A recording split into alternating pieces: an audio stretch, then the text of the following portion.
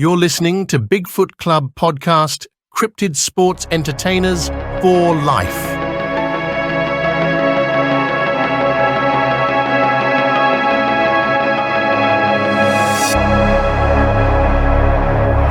Hey everybody, Robert Jesse Dominguez, Bigfoot Club, Season 6, Episode 27. I'm here with my nephew, Steven. What's up? You sound real tough, dude. Yeah, I feel like we're tougher now with new equipment.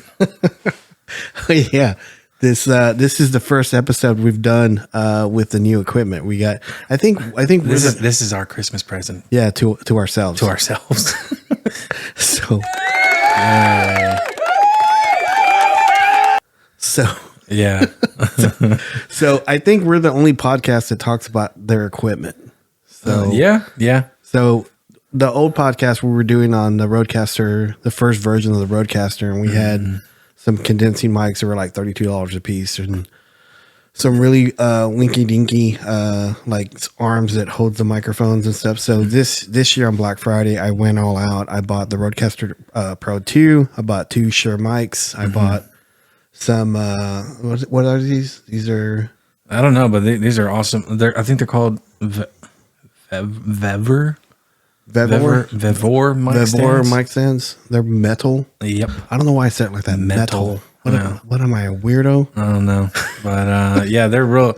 You said you got these from TikTok? Yeah, TikTok, you don't stop. And we don't do that whole like, you know, a sponsor. Like, yeah, we're not sponsoring. Just them, so you know, we're not sponsored by them. sponsoring anybody. Yeah. But what I love about this is that I don't have to have my mouth completely on the microphone. Yep. So I can actually lean back. I'm leaning back right now, and you can still hear me okay. Yep. So It's not bad. I think I spoiled ourselves today this week. So, and I'm super excited today. I don't know. I'm probably going to edit this part out, but this is a coworker of mine that I've gotten really, really close to, and really good friends.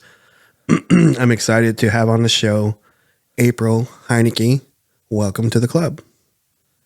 Yay, welcome. I'm so happy. Hey, did I say your name all right? You did. That was great because Okay. most people can't pronounce it very well. So that was, I'm clapping for you. So April's a coworker of mine. I'm not going to say where we work, but we just work together. I'll say it. I'm just kidding. I'm not going to do that. So we work together, and we sit, like, she sits behind me, and we're always talking all the time. Yeah. And so she had a very interesting story. And I think this is the very, very first time we're actually talking about, can I say that, April, it's a missing person, and this is a family member of yours, right?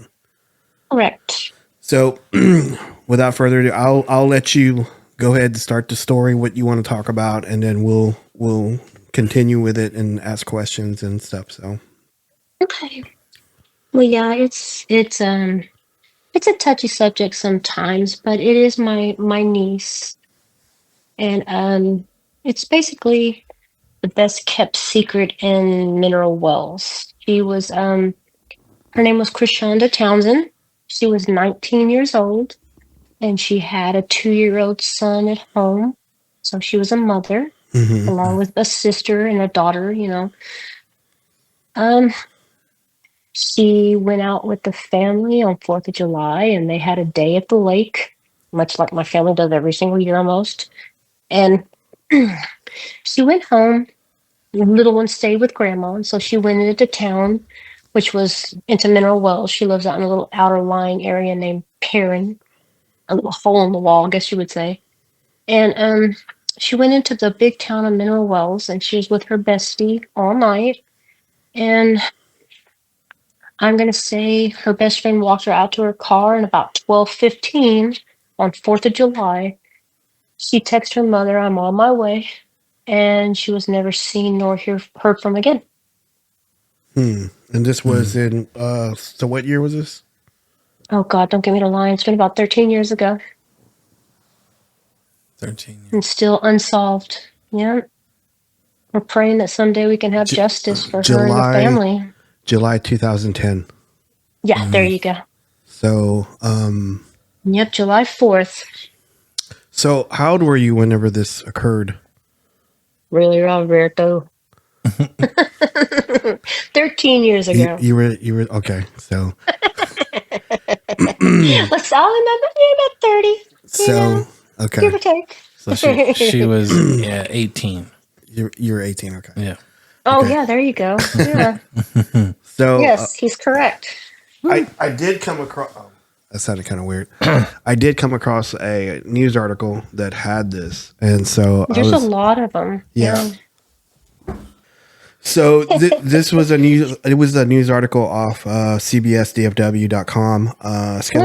Skeletal remains found Thursday in a remote part of Mineral Wells belonging to Krishonda Townsend, 19 years old mother who went missing on July the 10th. Palo Pinto County Sheriff Ira Mercer said. Mercer said dental records confirmed that the remains are Townsend. The body was found in a remote location, and it didn't get there by accident, he said. Clearly. A prospective land buyer came across a human skull bones Thursday afternoon while looking over a 100-acre plot, Mercer said. Townsend said was last seen the early morning hours of July 5th, 2010. She went on the 4th of July holiday with her friends, just like you said, posted, I got this.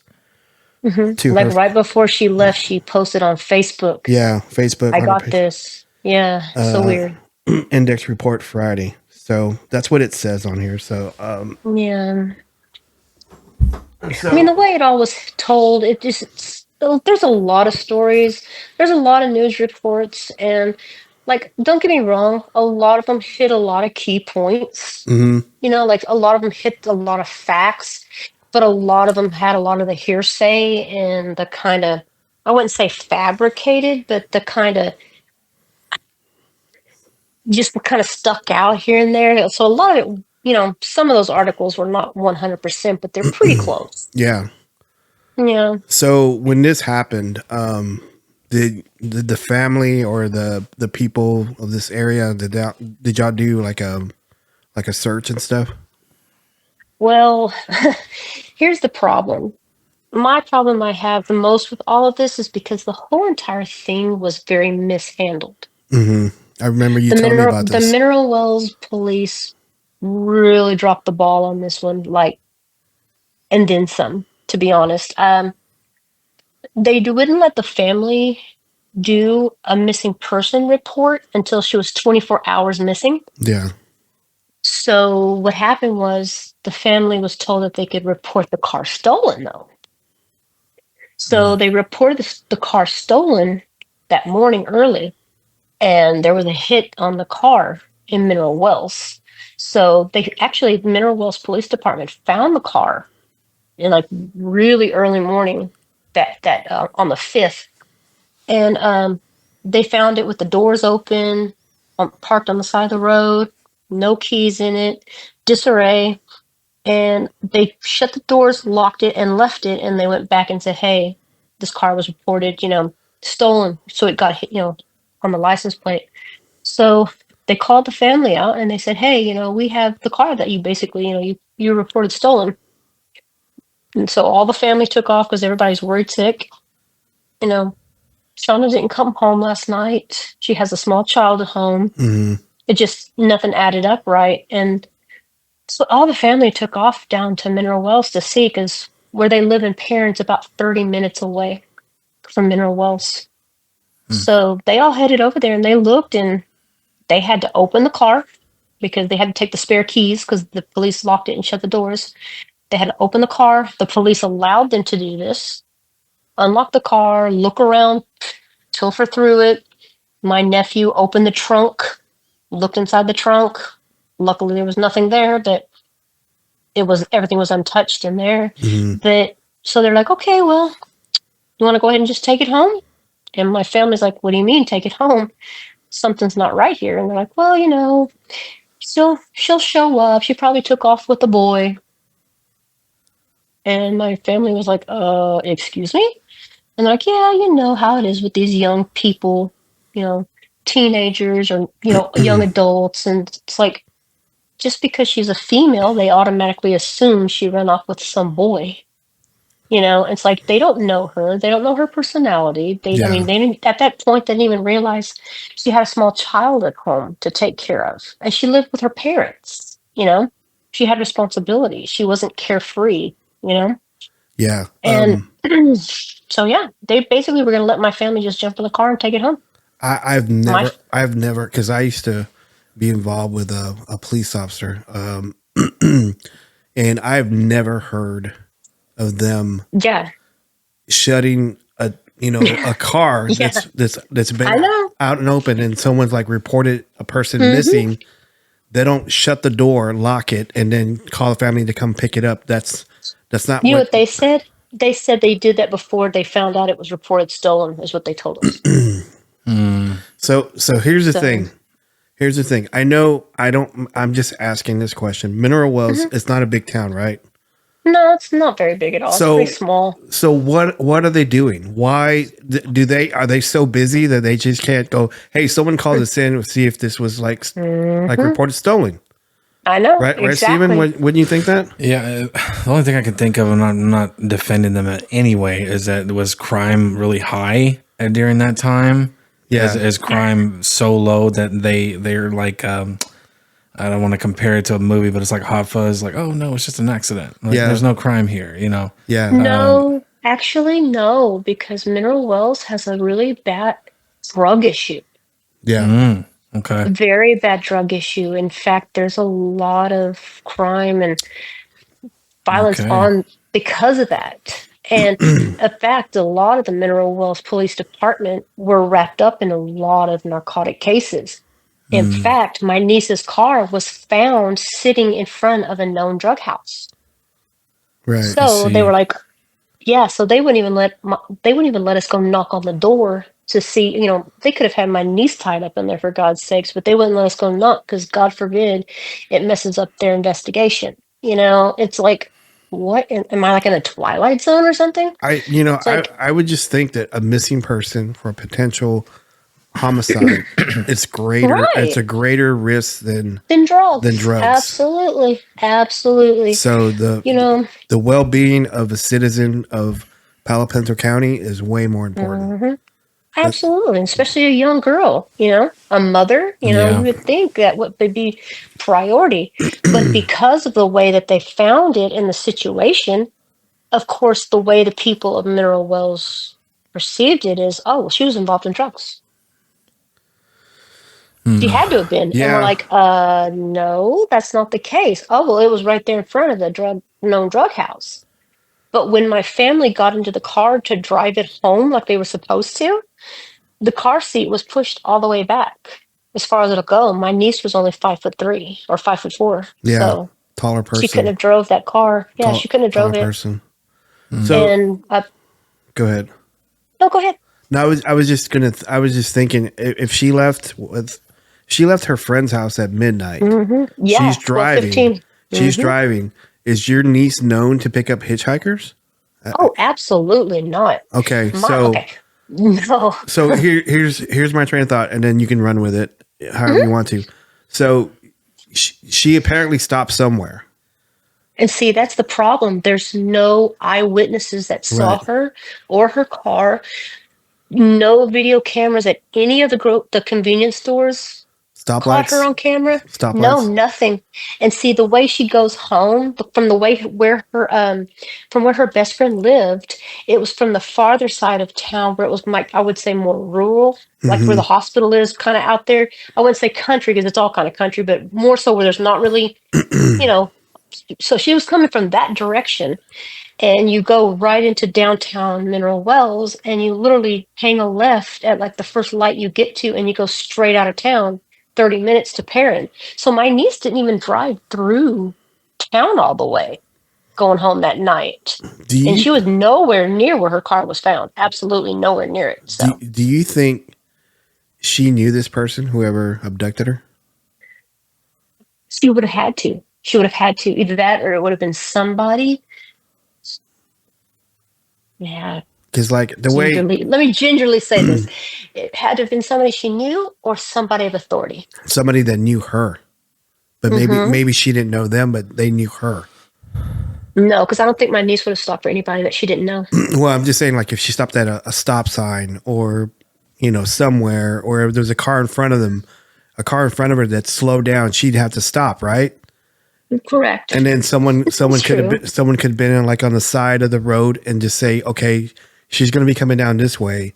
Stop your car in front of her. She'll stop. I'll just run over there, open the door, and take her. Maybe. So But that would be too many people witnessing because she would have literally been right in the middle of downtown Mineral Wells. yeah, but Because that would have been like the first stop of going home from where her best friend lives to downtown Mineral Wells. There's no stop sign, stop lights. It's Mhm. straight because it's like a two-way lane. You know what I'm saying? One way this side, one way the other. Mhm. You literally drive a one-way street and it goes straight down to downtown Mineral Wells. So she wouldn't have even stopped. There's no lights. so So I yeah, would no, that's I would just think that I know it's weird. I mean, if it's not that, then Mhm. my next question, and you already answered this, she doesn't do drugs, so she wouldn't be You know, she wouldn't be stopping somewhere to buy drugs somewhere. right, exactly. And I mean, she told her mom, "I'm on my way," literally. Right. Yeah, that's the part that gets us. Is like if she would have said, because A, she lives with her parents. B, they're watching her 2-year-old son, so she has to get home to that Right. child. Mm-hmm. And again, I mean, it's getting late at night, so how many parents want to be up, and especially her mother, waiting for their child to get home? Who's up around on the streets watching other cars anyway, Exactly. except for the police? So Exactly. I mean, I don't want to put words in your mouth. Do you think she got pulled over by somebody and it didn't go any further than that? So Well, like I said, let me say this gingerly. How I said it, or somebody of authority. The only thing else I can think of is that somebody was already in her car. well, Could have been, but the only problem is her best friend was standing outside the driver's window, so she would have been able to see in the back seat. so That's the only thing I can think of. But no, I thought about that too, because I thought, well, what if somebody was hiding back there? But her friend literally walked her to her car and stood outside the door. Because when they asked her best friend basically the same thing. Did you watch from the door? Could somebody have grabbed her once she stepped outside your door that yeah, night? yeah. And how far is it from the door to the street? They took all of that into consideration, but her best friend was like, no. She was, I walked her to her car. I spoke with her as she got in and buckled up. And she says she got on her phone, texted somebody, and told me bye. And she drove off. I watched her drive away. So What do you I'm think? telling Steven? you, it's so weird. It's what kind I of know. car was it? Oh God, don't get me to lying. It was a little Does it say? oh my gosh, it's been so long. I can't doesn't say. remember. It was like an older model, like I think it was like a little two-door, Two-door I sedan. think. Something like that, I believe. It was red, of course. That's the only thing I remember. I'm so goofy. It's But all right. I've slept some since then. Did your family or did they hire like a private investigator? No. What happened? Basically I became the family liaison. I immediately started a Facebook group for missing person for her. And I started asking people, hey, trying to reach out to people in Mineral Wells because at the time I lived in Corpus Christi. Yeah. So I was trying to find out as much as I can because my family was in such a Disarray. dither. Yeah, they really were. They didn't know their butts from a hole in the ground. They were just like, what do we do? They were very upset and very, Yeah. her mom was just beside herself and she was trying to take care of Shonda's son as well. So I mean, I love my niece. I took it upon myself. So I just started the group. It got really big quick. A cousin of mine helped me monitor it. It was like a full-time job almost. I woke up in the morning, first thing, got on all day long. I mean, I got tons of people calling me with their version of, Yeah. this happened. Oh, I have this, and I know this, and I know that. I mean, I finally found this group called Q Center. It's at CUE. It's Q Center for Missing Persons, and they were located outside in another state. And I contacted the owner. She was a wonderful woman, and she really took me under her wing, and she was teaching me how to handle CR, talk to people. She was contacting her people, her contacts. We did a radio show. We did I know we did a TV show. Shonda's mother and her other aunt did a TV show. Um, like there was a lot of things that we tried to do. All the newspapers, I was contacting all the newspapers, all the TV stations, everything, just trying to get her name out there. Yeah. But that first week, though, honestly, that first week, I contacted the Texas Rangers and I asked them. I said, "Hey, can you guys please get involved and help?" And I told them what was going on. So they contacted Mineral Wells Police Department and they said, "No, at this time, we don't need your help." Of course they're going to say that. Yeah. And Because it makes them look bad. it does. Makes them look bad. And at the time, there was a man, he was illegal, but he had snuck into a house and kidnapped a small child out of the house in the middle of the night. And So what year was this? it was right after Shonda became missing. Wow. They didn't question him or what? Well, no, here's the thing. They were all focused on him, but they couldn't find him. And so when they found him, they actually ended up shooting him. They shot him? because he I believe, if I'm not mistaken, he killed a child. And and that was about, I kept telling the police, "Are y'all going to do anything about my niece? Are you going to do anything? Are you going to search?" Nobody would give me any answers. So through the missing person page, about a week after my niece became missing, I said, "Okay, guys, you know what? We're going to do our own search." Yeah. So I got everybody together. I had people with horses. I had people with ATVs, people on foot, and everybody went to the big city park that we have downtown, past downtown, and everybody gathered there. And our church got together and they did, like, it's all over the Minerals newspaper. They had a large gathering and everybody prayed for Shonda. Mm-hmm. And they searched and combed the area, and I was literally on the phone. People were calling me saying, "Okay, I searched this area, I searched that, we searched that area," and I was just marking it off as they went. Anything found? Okay, you found, anything. And so we did that, and after that they did. I got a call from my sister saying, I think it was like, oh, I don't know, 6 or 7 o'clock. Have everybody stop what they're doing and just pray for Shonda. It's like, "Why? What's going on?" She says, "Well, they're going to do a search, a door-to-door search of that area where her car was found with cadaver dogs." And I was like, "Oh, Jesus, okay." So we did, and nothing came of it. Nobody knew anything, not a word. The police still weren't searching. They finally found the keys to her car. There's a big, large, empty field, like just a vacant field, big old piece. And apparently they threw him really hard into that field. So sometime after the car was found, the guy was out there mowing it and somehow managed to see him and pick them up. And they were Shonda's keys. Mm-hmm. But nothing else of her personal belongings were out there, though. Nothing else. Not a purse. I don't even think she had a purse, but like nothing.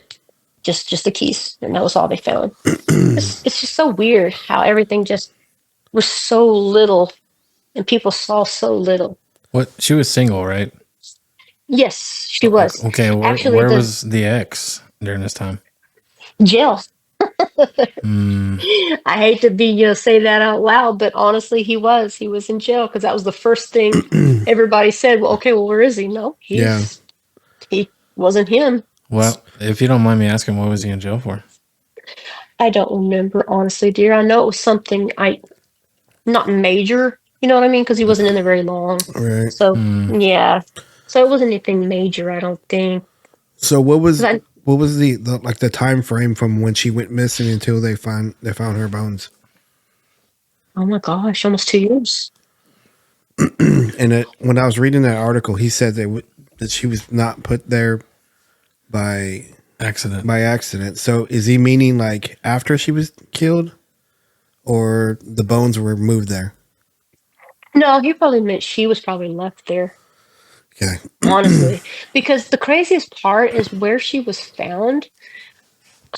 It makes no sense because Q Center, the place that I remember I told you I contacted, they actually got together and eventually they came and they're like trained missing person search team. Yeah. They come in. I had to have an equine vet set up for them.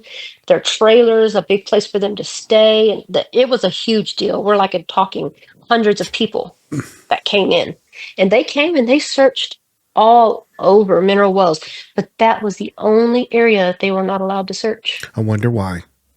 because it was a privately owned piece of land that was for sale, is what they said. And the owners of the land lived out of state, is what they said. That's unacceptable. Because they couldn't get proper permission for them to search it, is what they said. Did you guys ever do Freedom of Information Act on that the Mineral Wells Police Department? No, we should have, but no. Because craziest thing. Because by law they have to give you whatever they have, whatever they've docked into evidence or whatever. By law, they have to give you copies of everything they have.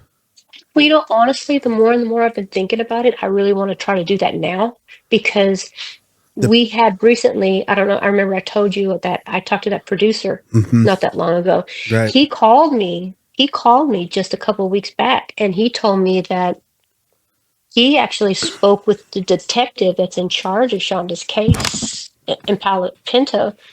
And he told him, "Oh yes, I've been working so hard and diligently on it, and we have a whole room full of boxes." I'm like, when did this happen? Because almost every single officer that was on staff when my niece was missing got fired and replaced. Even the chief. I was about to ask if there were anybody that's still on staff that whenever she went missing. So because right before her remains were found, I did a candlelight vigil at the big park in Mineral Wells, and the Q Center was there. And I asked Mineral Wells Police Department if they'd send out an officer to speak on their behalf. Because, they were videoing it. The news was out there and the Mineral Wells Index was out there and whatnot. And he told me flat out, he goes, he was brand new. He goes, "I'm brand new, just graduated." He goes, "I asked to come to Mineral Wells because of Shonda's case." Oh my God. He goes, "That's why I came here." We need to reach out to him. If they're even there. Here's the thing. Ira Mercer, it was the sheriff of Palo Pinto. Palo Pinto is the neighboring town and county of Mineral Wells. Yeah. So when Shonda's remains were found, Ira took it upon himself to say, "Well, Palo Pinto's taken over this case. We're taking it." They basically took it away from Mineral Wells. So the detective that took over, I of course, immediately got a hold of him. I was like, "Okay, I'm April. I speak on my family's behalf. What do you got?" Yeah. And he goes, "I literally got one of those whatever those little folders are, those little folders that expand out." He goes, "I literally have one of those." And he goes, "And almost every one of the tips is psychic." Wow. And that's what he told me. So when that producer told me that this new detective, which I don't know this detective because the one prior to him was the one that I was speaking to, but it's been a very long time and he actually retired. And since he retired and the new detective came on, that one never contacted me. So I really need to get a hold of them and say, "Hey, look, what's going on? Are y'all still doing anything about this?" Because Shonda's reward is actually still active. It's a $20,000 reward. I'm just thinking while you're saying all this stuff. I know, I'm sorry, I might be rambling. No. It's good. It's good. I love that you're expressing all that. But what I was, because I'm a researcher. I'm a Bigfoot paranormal researcher, and that's what I do. And so my researcher side was just coming out. So when you were saying that this plot of land where she was found, they were not allowed to search it. So right, because it's private property. This is what I'm thinking. Okay, so what we could do is like research that land and like go to the tax office, and because it's public records, so you can go to the tax office and say, hey, who owns this land? And see, here's the thing. What? The land was actually owned by one of the boys that they did question about Shonda's case. So this is what I was thinking also. But here's the deal on anything. So if you go to the tax office, you can ask them, hey, I need the tax deed for this land, and so they can give you like the plot or whatever. And then you can look it up on who you can go back as 100 years on who owned that land. They'll have deeds. They'll have if someone lost it like in a lawsuit, and it'll have names on it. So once you do that, then you, like you were saying, if one of the guys that owned it was like someone that they questioned, also you could like cross reference the people like the people like on the Mineral Wells Police Department, if they knew them, you could cross reference to see, does he know that person? Does someone from the police department know that person? Were they friends?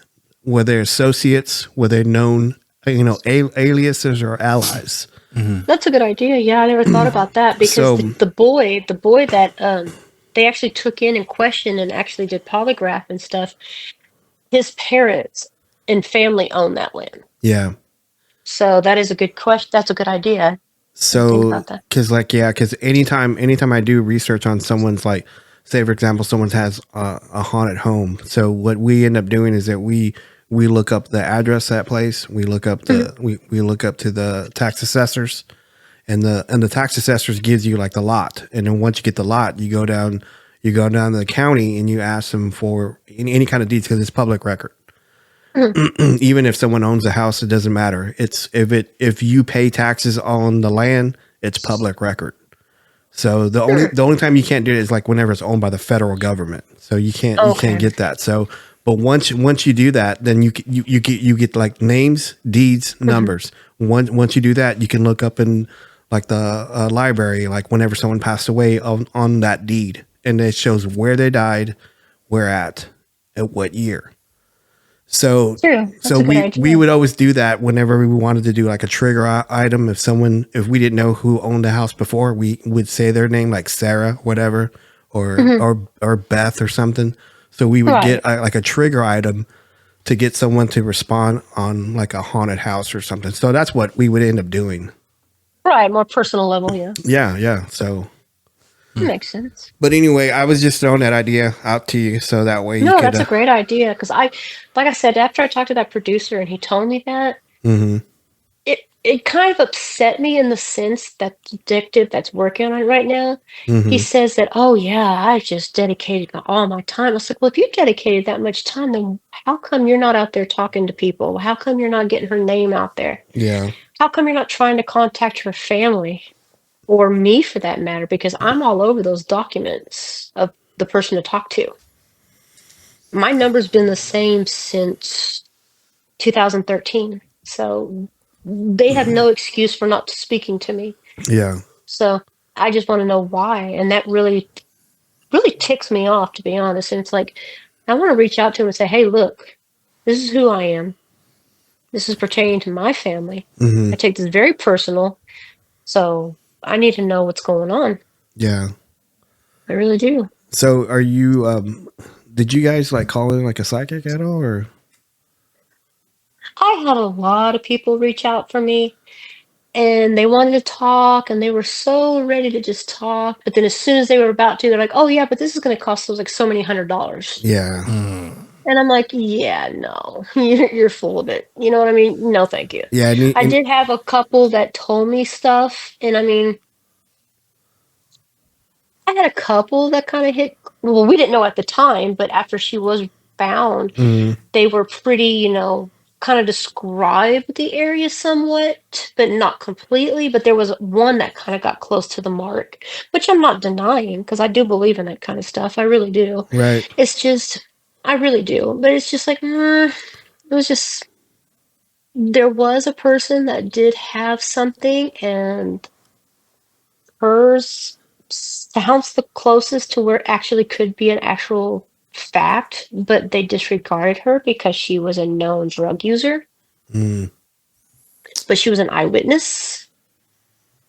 She said that at the time, around the time, it was later in the, late at night, way past 12. So I'm going to tell you it's got to be between like one or later. But she did say she saw a car, a red car, and it had like 2 or 3 guys in it, and it was pulled over on the side of the road. And it was actually kind of close to where Shonda was found, because if you craziest thing is where my parents live, right on the outskirts of town. There's a road, and you go down this road. It goes by a cemetery. It goes through a neighborhood, but eventually it gets to just country. And this property was to the left of it, and you could literally, the road's just barely a 2-lane road, back road, I guess you would say. And there was a big cattle gate. You know how large the big cattle gates are. Mm-hmm. There was a large cattle gate, literally feet from the road itself, because there's no shoulder on this road, mind you. And you go through the gate, and within rock throwing distance, I could have probably took a rock and thrown it to this area. And it was like a big area of trees, like like out in the middle of a field, you'll see this random little area of trees and brush. And she was literally right inside it. So the gate wasn't locked, so they could have just swung that gate open, pulled right up there. 2 men could have carried her right to that field, a place of trees, and done. And nobody would have been a wiser, because it's dark out there and it's country. Yeah. No houses. And the closest person we have to that is this one lady, and they totally disregarded her. This niece, was she on your mom's side or your dad's side? Actually, it's a long story. She's my sister-in-law. Okay. My sister married into the Rittenberry family. My brother-in-law is a Rittenberry. Well, Shonda and her other siblings, she has like 4 other siblings. There was her older brother. She had 2 older brothers, a younger brother, and a younger sister. And all 5 of them were adopted by the Rittenberry family. So my brother-in-law, his parents adopted these 5 children. And the craziest thing is, not only did they adopt these 5 children, but the father, they allowed their biological father to live on their property, because parents out in the country. So they allowed the biological father to live on property. They put him a little trailer house out there, a nice little trailer, and he lived close by his children. And they took the kids in off from when they were babies. So, I mean, they were, like I said, they were all adopted by the Rittenberries. So when I was brought into the family, I met Shonda when Shonda was like 5. And all of the kids and my children, my nieces would call me Thea. Yeah. That's Thea. No, they didn't know otherwise. I was their aunt. And so the Rittenberries, Shonda and her little 4 siblings, they started calling me Thea, because they were my babies. So it just kind of stuck. I get it. Yeah. So instead of being technical and calling me, all the kids just call me Thea. Yeah. So I just like, well, that's my niece, but technically, yeah, she is my little sister-in-law. But she Where comes from a real godly family. That's what I'm saying. The Rittenberries were good people. Yeah. They adopted these 5 children. They raised them from babies. They took good care of them. They even allowed the biological father to be on the property, to be close. We all went to the same church and for the church for the longest time. Shonda was part of the praise and worship team where they did the choreographed dancing and stuff like that with the church. She had a lot of anxiety, so Shonda didn't like strangers. It made her very nervous and scared. So she kind of shied away from people, especially when she didn't know. Yeah. So that's why I just thought, why would she stop for a stranger? Yeah, that's to me. When you first told me this story, that's what I just immediately thought, because my friend that I used to spend time with, it was a cop. She was she would come and tell me, like, when we were seeing each other, she would come and tell me these cases, and normally she wasn't supposed to tell me, but these cases were, but we would talk it through, it through, and what was the motive behind this, why would someone commit this crime, or what's the purpose of doing it here, or what's the purpose of putting the body this way, and we would just go over a lot of stuff, and so whenever you first told me the story about her leaving her friend's house on the 4th of July and then texting her mom on her way home, that immediately told me, goes, okay, she probably knew who abducted her, or because there's no way, the way you were telling me, there's no way she's going to stop anywhere unless she got gas, or someone like I was telling you earlier, someone pulled in front of her. She had to stop, and then someone just got out and got her. So right. But that still brings me back to the fact that I think it was more than one person. Yeah, that's what I was kind of thinking too. So someone, car broke down, they're waving, getting her attention, and then someone pulls up behind her and gets in the car with her and stuff. And that kind of hurts me. But it's very well choreographed, and it's so thought strange. out. I don't know why they would have targeted her though. Like, what was the real motive? Because my first thing was like someone was in the back of the car. The ex was into drugs, and they were trying to rob her or something. I don't know. It's just, there's so many. You never know. Absolutely. It's very strange. Would you be up into, like, I think I know a couple of medians. Would you be okay, like, if I gave them your number and you could talk to them? And sure. Okay. Like I said, I have no issue with that. I am a firm believer in it. I really am. It's just because I think they're useful as a guide, to point you in the right direction, and they may not give you like the right answer that you want or the immediate answer that you want, but they could at least point you in the right direction, and then you could, like, once you're in that direction, you could say, hey, what about this? Or, hey, this dawned on me about this idea. What about this? Right. So that just, I don't know. It just. Well, there's Monica Kaysen is the lady that runs the Q Center for Missing People. One of her very dear friends was Susan Murphy Milano. Mm-hmm. And she got a blog started, and this blog, like, literally was almost controversial. People were just going on and on about it. And she would be like what's the word I'm looking for?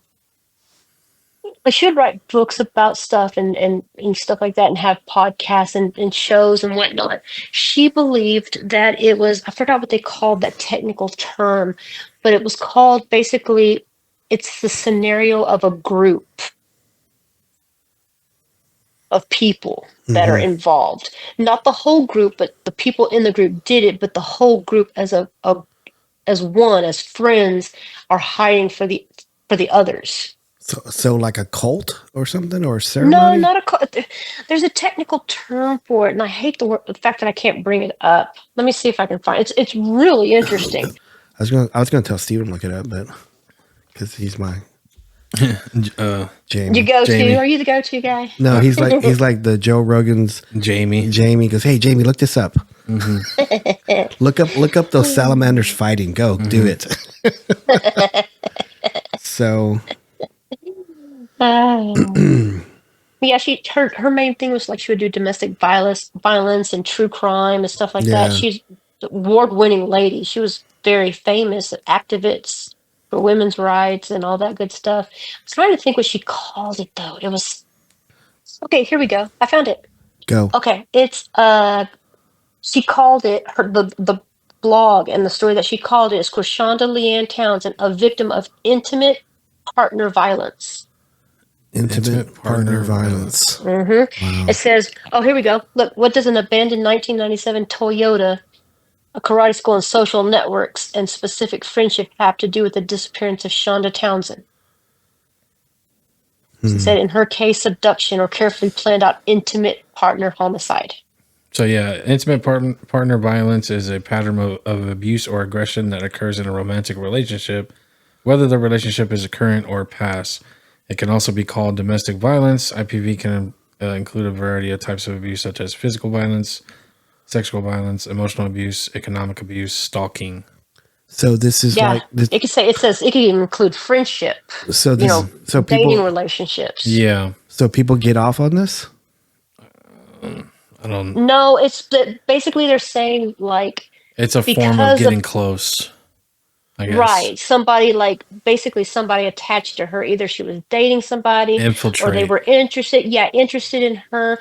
But basically, the group of friends that she would hang out with, they were a part of that group, and so basically, one of the group members or more got involved, or like you said, attached to her, or just fanatically over her, and then basically they did the crime, but the group knows as well, and it's almost like they're covering for the people involved.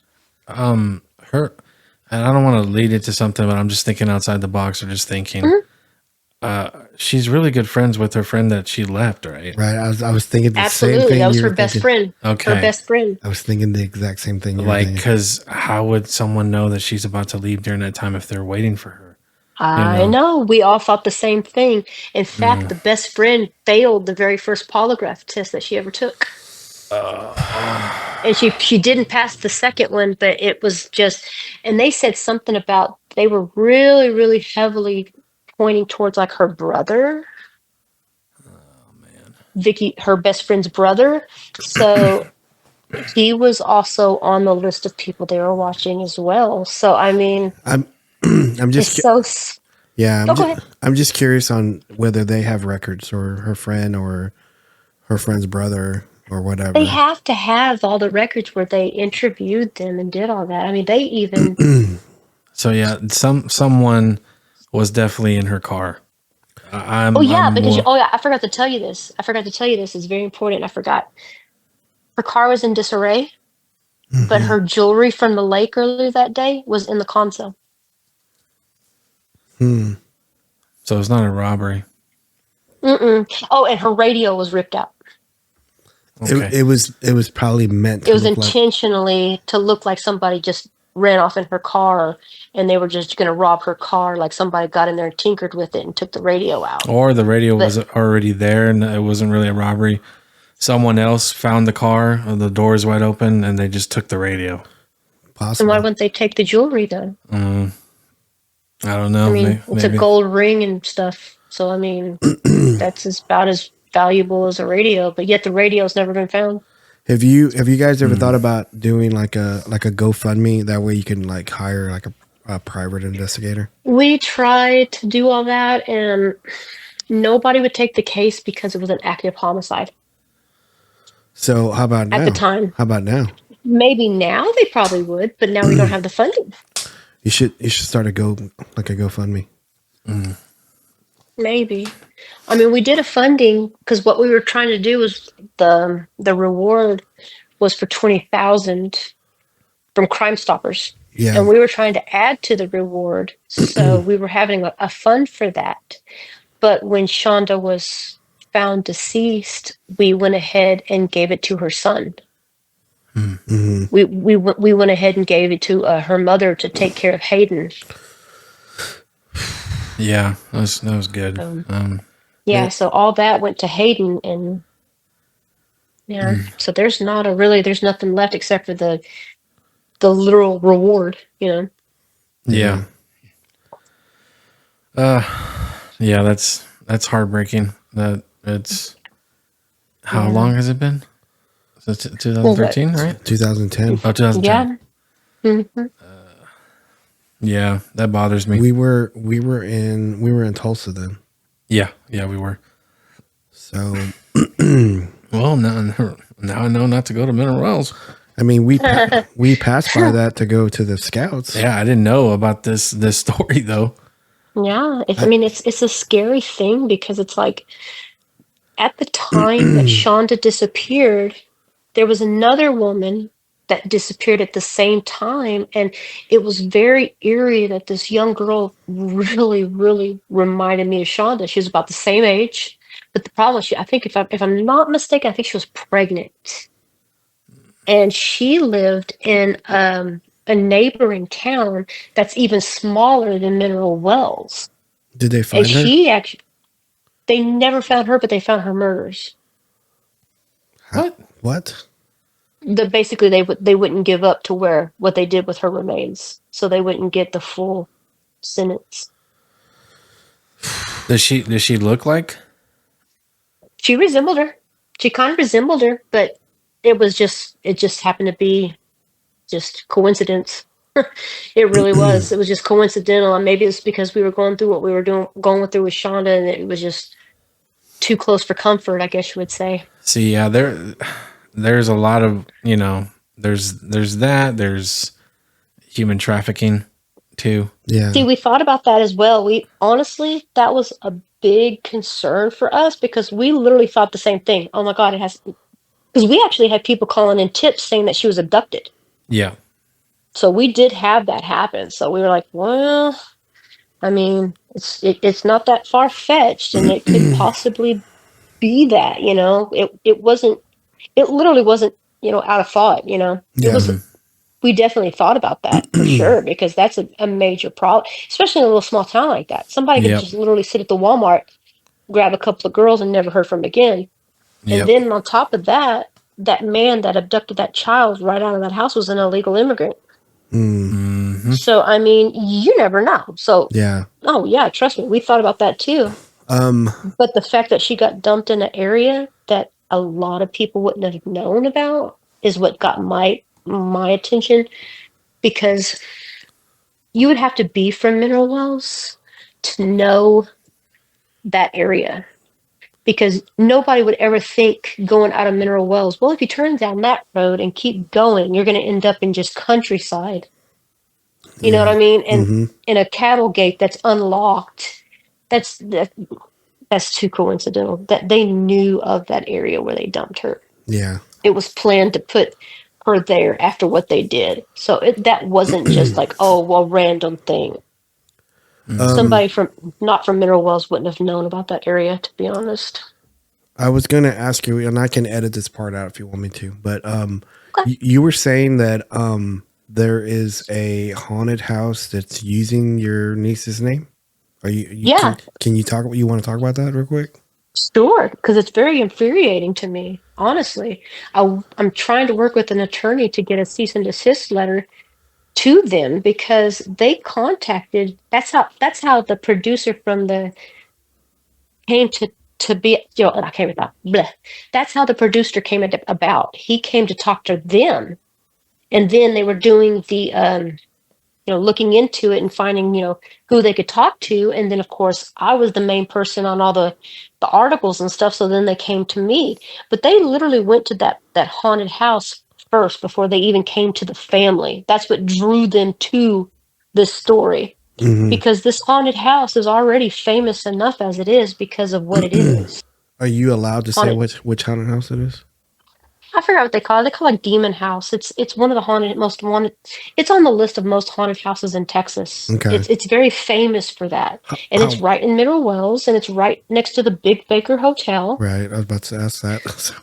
Yeah. So I would like, I mean, I would be interested to see how they came about of using your niece's name, whether it was on an EVP or they just decided to do it just to attach it to this trauma, to this haunted house. Yeah, because what happened was it wasn't right away, and it wasn't really around the time that Shonda was missing. It was after the fact, after she was found and discovered, and her body was, her remains were laid to rest, that they finally started saying this. And what upset me is they notified her younger sister, which you're contacting a family member that's very vulnerable. She misses her sister dearly. Of course she's going to be open to the fact and the want to think that, oh, there's a way that someone's talking to me from beyond. I mean, that's a wonderful thing. I mean, everybody's seen Ghost, right? Yeah. So it's a wonderful thing. It really messes with someone's mind and heart, and they totally took advantage of that and said that somebody in that house or something in that house was reaching out for her or the family, and they literally recorded and posted this on their Facebook page. And they did like a seance, and I was livid. I was livid. They contacted me because they wanted to get me involved. And when they told me what happened and I saw the video, I was so furious that I was basically threatening to go down there and yeah, Super beep, kick him. beep, beep, beep. Super kicker right in the head, Roberto. Yes, right in the side of the head, because they deserved it. I was going to say that is the lowest class of anybody can do. It really because is. Anybody That's that works in paranormal, like myself, they are you have to even if the person says manipulating. Even if someone says, "Hey, come investigate my house," I cannot put anything on the internet without their consent. Right. Even if it's the best evidence I've ever gotten, if they say no, I can't do it. Well, here's the thing, though. They talked to Shauna's younger sister, Shelby, and Shelby was on board with it because they pulled at her heartstrings. Well, you see what I'm saying? They manipulated Shonda's younger sister is what they did. They manipulated her into giving. Verbal is one thing, but they have to have documentation. It's got to be that way. Well, I jumped, and like I said, I threatened to super kick her in the head, and she pulled all the evidence off of the Facebook, and I got blocked. That is low class, big time. You want to hear something even funnier? What? Supposedly during the seance, they mispronounced Shonda's name. Yeah. Basically, Krishonda is here, and they said her name wrong. They couldn't even pronounce it right. Wow. I was like, wow, you guys really did your research there. Obviously not. Well, they said that they said, and then a friend of mine, he recently went to do one of the investigations at that house. Mm-hmm. And immediately before the tour started, the guy was like, oh, yeah, you're from here? You're from he goes, yeah, I'm from Mineral Wells. He goes, I've always wanted to check this place out. He goes, have you ever heard of Krishonda Townsend? Yeah. And he's like, yeah. And he goes, well, supposedly she was in this house the night she died. And they're like, huh? What are you talking about? Yeah, supposedly the druggies next door or something. They found some articles, random items in the backyard, and told everybody, "Oh, this was Shonda's. We found it. It was not my niece's. Why would there be a knife? It was like a knife and something else, something small." And it's like, why would you assume that was pertaining to my niece? Yeah. I mean, the back of the house faces Welcome Mountain. I don't know if you're familiar. That huge mountain. Right before the Baker Hotel, there's a big mountain, and it literally has a sign up there that says Welcome. And everybody, if you're from Mineral Wells, calls it the Welcome Mountain. You can't climb it, you can't scale it because it's straight up. Yeah. But if you get up there, the whole part of the area that to get on basically the dangerous side of the mountain is fenced and barbed wire. So people can't get over there and fall off and kill themselves, basically. Yeah. The demon house is located at the base of Welcome Mountain. So there's nothing behind it. So how in the world are those two items pertaining to my niece in that backyard? That somebody, neighbor on either side could not see that happen or notice somebody back there. I'm trying to remember. Yeah, I think I saw. I guess that is a mountain when we passed through there to go camping With the scouts. with the scouts, but we went to McDonald's first. Yeah. There's a McDonald's right there, and I remember seeing like some sort of hill or mountain. It has a big welcome sign on there. Yeah. The letters for welcome. The letters spell out welcome on it. Wow. And like a radio tower or something behind it. And everybody calls it the Welcome Mountain. Yeah. We've been going like over an hour now. So I wanted to ask, is there a way that people can contribute or reach out to you or follow the Facebook page that could maybe possibly help you and your family? Is there a way to do that? I have 2 pages on Facebook. The original one that I started was Help Find Missing Woman, Krishonda Townsend. That was the very first one that I had made. And a year into the case, Facebook had this thing going where they said they were going to archive the groups. So in panic, I made another one. And then they're like, oh, well, no, we're going to go ahead and leave that one alone. We're not going to archive it. So I ended up with 2. Wow. But I left them open, of course, for not only for Shonda's sake, but I welcomed families to use her pages to help search for missing persons. Oh, I love that. Yeah. Yeah. So, I mean, I of course, I still to this day, I'm the one who runs it. I don't have anybody on there because I want to make sure that people are being, put in there on good regards. People can't randomly post on it. It has to be approved. So I don't allow bull honky on the page. So if somebody wants to reach out to you, they can go to these pages and then reach out to you there. Absolutely. Okay. Or they can or they can message me on Messenger through my Facebook, which is April Hambrick Heinecke. I mean, I don't have a problem with that. I still to this day have a lot of people reach out to me on my Messenger. Like I did a TV show a couple years back, and they contacted me through Messenger. That's how they initially got a hold of me as well. So, well, I'm happy to give you the platform. I just want you to know that. Well, thank you. I really, really appreciate it. I do too. I think there's some more work that can be done here. I do too, I think to find these people who did this. Absolutely, and I have heard. Not to interrupt you, my dear. I also heard that there's a large, wonderful group of like online detectives. And this is everyday people that just literally try to solve unsolved mysteries and murders and stuff like that. Online sleuths, whatever you want to call them. And they've actually, I've heard cases where a lot of them have been, solved by a lot of these people working together as a community to figure something out. And I mean, by all means, if these people want to get their hands on this, every one of Shonda's group pages have the articles, the blogs, the information, everything is right there for them to look at. And if they need any more questions, they can ask me. Absolutely. I'm willing to take any help that I can get because I'm only one person. Yeah. And people just don't want to deal with it anymore. And I just don't think it's right for my niece to be forgotten. Absolutely. I 100% agree with you. Mm-hmm. Well, I want to thank you for coming on. I really, really appreciate it. Because I know I asked you to do this like a week ago and this was the last minute. I said, hey, can you do this tonight? Yeah.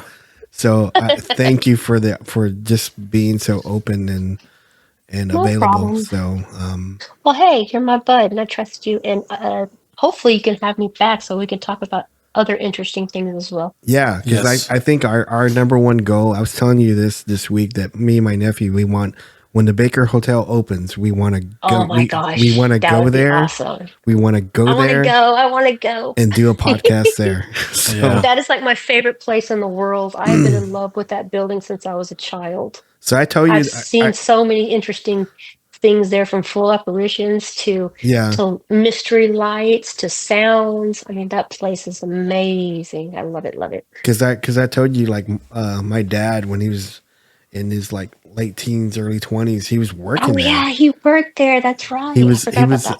he was a baker at the Baker Hotel. Oh, what are So- the odds? That's great. Yeah. What a great title. The I know. Baker at the Baker. So Have you ever heard of the Crazy Water Hotel? No, I haven't. It's about a couple of blocks over, and it is haunted as shite as well. I imagine that whole town is haunted. The whole town is. I mean, the whole town has underground water flowing through it. Mhm. A lot of those downtown buildings are very, very old, and it was a mining town too. So we're talking probably everything man. from native to olden days to all kinds of probably. God, I can't even imagine. Yep. Like, Okay. Well, it we'll, would just be so cool. This is such a cool town because, like I said, I lived close radius of downtown, and I had a lot of interesting things happen in my home. So I could tell you, it's that whole town is a bustling. okay. Well, we'll then definitely have you back on. Yes. So fun. okay. Well, at that time, you should get a headset. So I promise I will. If I would have known, I would have brought mine from work, Robert. okay. Well, thank you for coming on, and have a good night. You too, guys. Have a good Thank night. you.